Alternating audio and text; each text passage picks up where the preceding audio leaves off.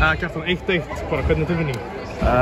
Mjög góð, þetta var hörkuleikur maður, þetta var svakalega leikur, þetta var svona þetta var úrslitakeppnisleikur með stóru úi. Það hafði allt? Hafði allt, stór skot, sikkurum, þú veist að báða bóa og mikið af baráttumomentum og alls konar.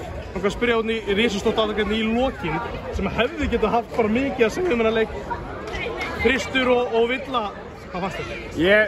Mín tilfinning var að þetta var, þú veist, á gólfinu.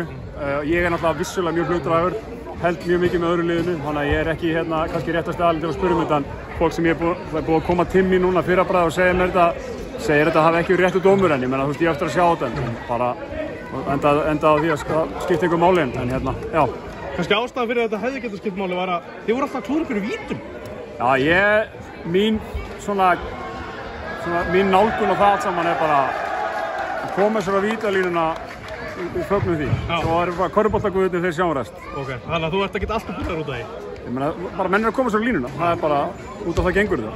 Hversu mikilvægt að fá David og Keke inn í liðið? Mjög mikilvægt. David gefur okkur mjög mikið og ég líka hafa mjög mikilvægt að fá Tómas Þórð inn. Hann byrjaði hann að leika mjög vel og spilaði bara gegnum leikinn mjög vel að hafa hann í byrjanliðinu með sína reynslu mjög þungt þannig að gátum komið David svona inn í leikinn en þeir tveir fengu mjög mikið út úr fimmstöðunni.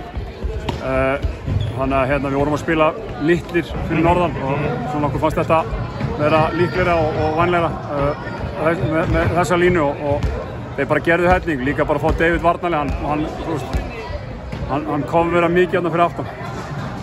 Bara, þú veist, varandi David, voru að taka einhverja sensa með spilunum? Nei, hann tók mjög létt æfingu í gær og þá leit hann bara vel út, svo fór hann í test í dag og kom vel út úr því, þannig að við bara fórum mjög varlega með þetta.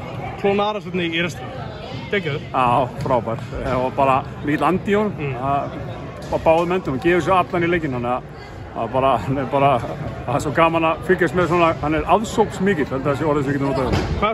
Hvað tekur út þessu leik, hvað er þetta svona stoltastur af? Ég er ánægðastur með hvernig strákarnir brugðust við það voru svona stór moment gegn okkur, hvernig við héldum hausinn gegnum það og kláruðum leikinn.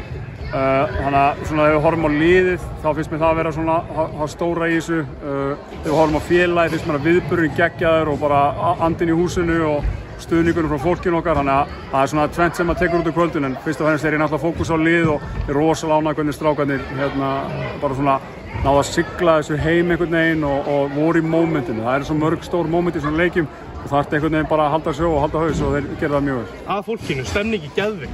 Geggjustemning, það er bara geggja og það er rosa svona kærleikur á milli meistaraflokksins í fótbolta og meistaraflokksins í körfubolta og við erum að fara að mæta að leikja þeim og endurgjalda þeim þetta, það er bara þannig, þennan stuðning, en bara frábært og bara allt fólki og stjórnin og meistaraflokksráðið og bara allt sem er að gerast og þetta er bara, og fyrir mig, ég er alveg upp í hverfinu, þá var þetta í byggðarlaginu, sjágötunni, þá var þetta náttúrulega geggja, en þetta er bara 1 sigur og við erum í seríu, staðan er núna 1-1 og við erum að fara norður, þannig að nú er bara fókus á það, svona aðeins öndum rólega núna í kvöld og svo bara byrjum á morgun að undirbúa fyrir næsta leik. Er meiri breyting á milli leiki heldur en þú endur til OKK?